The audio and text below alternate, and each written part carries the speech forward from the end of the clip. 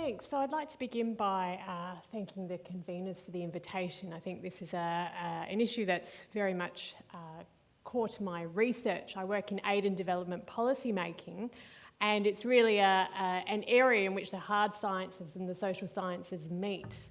I'd like to begin as well by acknowledging that we meet on the lands of the Whadjuk people and pay my respects to elders emerging past and present.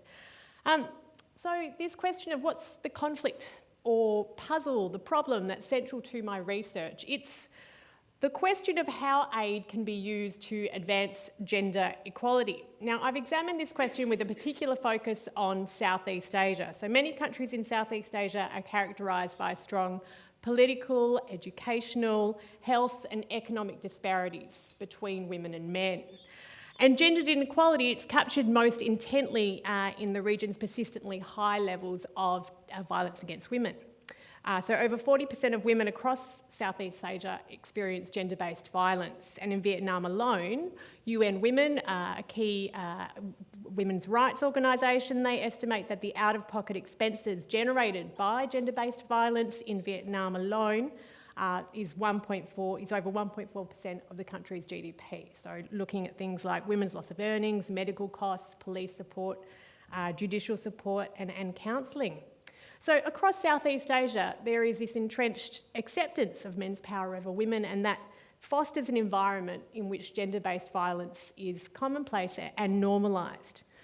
Now, in recent decades, aid agencies, including the Australian Department of Foreign Affairs and Trade, they've paid growing attention to the profound impacts that gender inequality have on poverty and on development outcomes more broadly. And they've increasingly embraced gender equality as a global development objective. And we see this in things like the United Nations Sustainable Development Goals, now embracing gender equality and women's empowerment.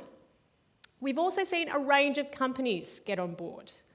Companies like Nike, Goldman Sachs, a range of hedge funds. You can now buy a financial product that is through which you are buying a microfinance initiative to support women through small loans. So we see a range of companies getting on board, and these initiatives are being funded at significant levels. So, for example, a total of $14.6 billion was pledged for 170 initiatives to empower women over 2005 to 2020. But despite increased attention, despite increased resourcing, progress has been incredibly slow, and COVID-19 saw the unwinding of a lot of the gains that had been won. This is because women across Southeast Asia dominated those sectors that were impacted immediately, things like garment manufacturing, retail, tourism, hospitality. They were also overrepresented in the health sector, where they faced a high risk of exposure, and women were also stuck with the increased household labour and care work that went with lockdowns. And we also saw a spike in gender-based violence at the same time. So aid agencies, they've increasingly targeted gender inequality, but progress has been incredibly slow, and a lot of these gains were lost during that COVID period. How is this conflict being managed or overcome? Well, I think central to the question of whether aid can be used to advance gender equality is understanding the challenges of prevailing approaches and why these approaches continue to be pursued. And this is, I think, where the work of social scientists becomes really critical in connecting the dots between what programs say they're doing, what they say on the box, the failures that we observe, the interests of the different parties involved, and any possibilities for more transformative outcomes to then emerge. So what have we found in terms of what donors are doing? By following the money of aid projects, we've been able to get a handle on what's being funded and with what impacts. And what's clear from this data is that donors have overwhelmingly embraced an approach to gender equality that has unfortunately intensified rather than alleviated the burdens that are faced by women. So this approach has been termed the smart economics approach to gender equality. And here we see programs targeting a double bottom line of empowering women and increasing profits.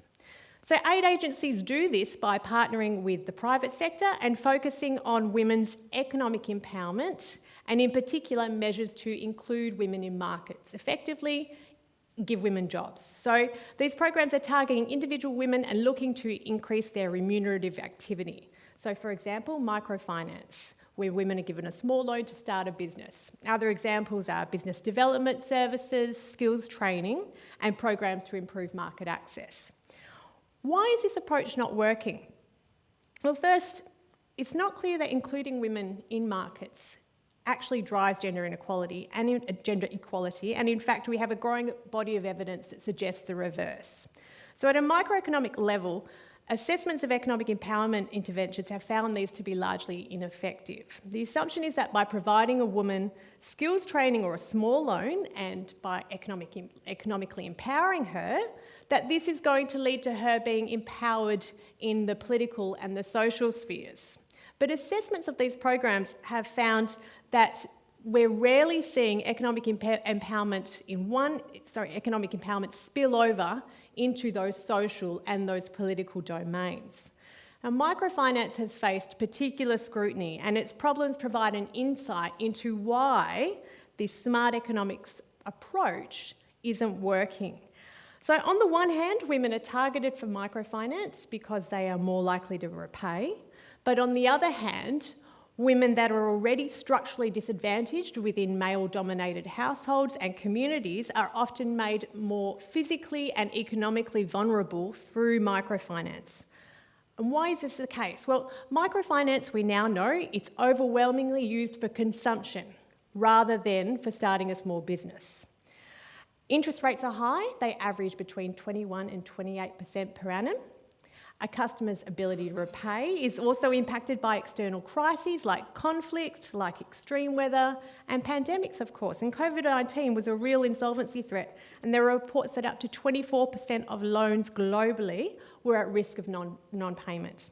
At the same time, we also have evidence of how microfinance can result in men working less within a household because women are contributing income, and microfinance leading to an increase in intimate partner violence in contexts where women earning a wage is perceived as threatening. So these findings on the shortcomings of the smart economics approach to gender equality, they also align with what we can see in macroeconometric studies that look at the relationship between gender equality and economic growth. The assumption for the smart economics approach is that economic growth drives gender equality, but multiple studies now highlight that the relationship between economic growth and gender equality is actually asymmetrical rather than being mutually reinforcing. If we have gender equality, particularly in education and employment, this has been found to contribute to economic growth far more consistently and robustly than economic growth contributes to gender equality. And these findings, of course, underscore what we know about markets. They're not neutral spaces. Their form and their function are mediated by people's relationships, by our many social identities, and this then shapes how they distribute resources and opportunities. So at the heart of these problems with the smart economics approach is how proponents people assume that women and what they're involved in are actually marginal to markets. So by understanding the tasks that women globally are predominantly involved in as being marginal to markets, things like childcare, elder care, community maintenance and domestic labour, the prevailing approach in development policy has been to try to include women in markets, to increase their remunerative activity. But without measures to support the work that women are already involved in, or shifted across the gender divide, aid agencies are in fact intensifying the burdens faced by women. And unfortunately, the smart economics approach to tackling gender inequality, it's largely the same as the approach that the World Bank rolled out in the 1970s, with the same paltry results and the same criticisms. Feminists have long argued that women entering labour markets can't be the solution to gender inequality because this is simply adding paid work to the unpaid work that's already done by women. So what do we know does work to target gender inequality? Cross-country research has demonstrated that a highly effective way of driving gender equality is collective action. feminist movements and women's rights organisations. So rather than shifting the burden of normative change onto individual women, like we see in the smart economics approach, collective action and feminist movements where people are coming together, organising around targeting the structural drivers of gender inequality. So on violence against women, for example, Marla Tun and Laura Weldon, their groundbreaking study that was published in the American Political Science Review found that it's the presence of feminist movements that best drives policy changes to tackle violence against women and not national wealth, women in government, or the success of leftist parties. So given these findings, why isn't collective action aid agencies' preferred way for driving gender equality through aid? Now, I think it's important to be clear, some donors do fund collective action, but it's a much harder sell. And why is this the case? Well, because this kind of program, it's much more readily interpreted as a form of foreign intervention and rejected on that basis. So donors are frequently doing this dance between trying to appear apolitical and trying to pursue what are fundamentally political activities. Any aid program is an intervention into an existing socio-political arrangement to try and redistribute resources, including power, between different groups. The inherently political nature of gender equality programs is much more visible if aid agencies are funding feminist movements. And the other reason that collective action is hard for aid agencies to pursue is because, in short, it doesn't make money. Donors report to publics, and that public wants to see results, and they want to see value for money. So partnering with the private sector offers a way to bring more resources into gender equality programming, but unfortunately, as we know, it doesn't deliver the kind of results that we want to see. Now, what are gender practitioners doing every day on the ground in their work in this context? And this is, again, I think, where the work of social scientists becomes so critical. Policies are designed and funding imperatives are set by very well-intentioned people, and yet despite this, they often fail. And so across this matrix of different institutional interests and imperatives, social scientists, we look at the possibilities for change within that. And we're often doing this by talking to people that are working on the front lines of these policies. So my interviews with gender practitioners in the aid and development sector over the past decade have underscored the slow processual work that they are doing to gender capacity build their employers and partners, whether these are donors, governments, companies, or non-governmental organisations. This work is slow, it's challenging, and it can often feel quite helpless. A decade ago, a practitioner working in Malaysia told me every time she felt she was getting somewhere, a new minister came along and she would have to start her work all over again. The very slow, careful work of educating sensitively a male minister on why gender equality matters, and the approaches that work in tackling the structural drivers of it, not just its byproducts. And gender practitioners now report that while there are many resources available and the demand for their skills has significantly increased, their workplaces remain overwhelmingly hostile. There's now broad support for gender equality as a global development objective, but the vast majority of organisations that are working in this space require significant gender capacity building to align their workplace practices and cultures with their rhetoric on gender equality. So in short, these organisations need intense support to transform their practices and walk the talk. So gender practitioners' main job, despite all this attention and resources, it's not been doing amazing work implementing projects that target the structural drivers of gender inequality, but instead trying to get hostile audiences on board. And crucially, they're trying to get people on board with this idea of supporting gender equality, not because it will make money, but because it's intrinsically important. And that means cutting through that narrative that giving women jobs or credit is going to fix the problem. So they are deep in the trenches of gender capacity building. And I think when we look to the strategies that they're using to do this, we learn a lot about how social change happens.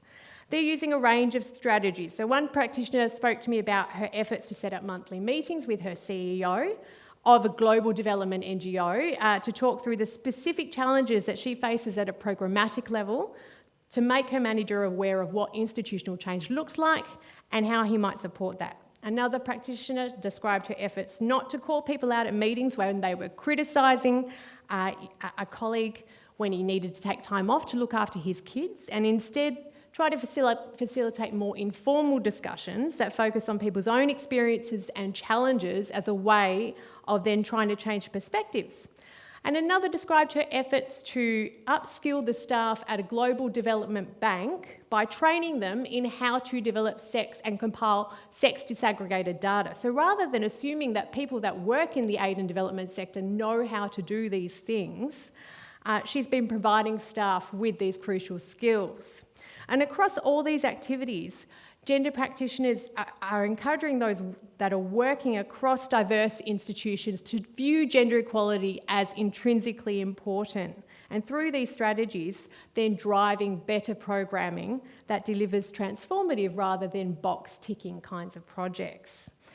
I believe their work, it really underscores how social change happens. It's typically very slowly and often through experiences and interactions that are interwoven with our own personal journeys. Thank you.